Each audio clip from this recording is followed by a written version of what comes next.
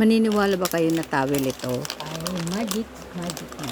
May napanood kasi ako sa YouTube. Ngayon, tinignan ko kung meron sa Shopee.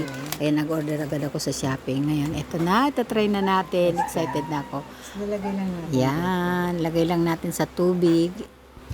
Nabili ko pala ito sa halagang 26 pesos. Ang tawag dito ay cotton compressed bath towel. Kaya tinawag nilang magic towel kasi ilalagay lang sa tubig and then jaran! Iba magic. Tatanggalin lang natin yung tubig.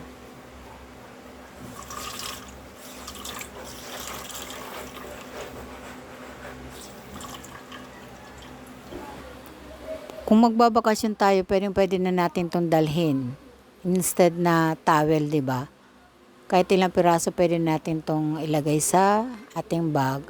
Pero hindi siya pwedeng gamitin o ibalot sa ating katawan kasi masyado siyang manipis. Makikita na ang hindi pwedeng makita. Pampunas lang po talaga siya. Pwede siyang ilagay sa likod kung tayo ay pinagpapawisan. Siguro 2 to 3 times pwede pa siyang gamitin. At kung hindi na, gawin na nating basahan at i-dispose ng maayos kasi disposable lang siya.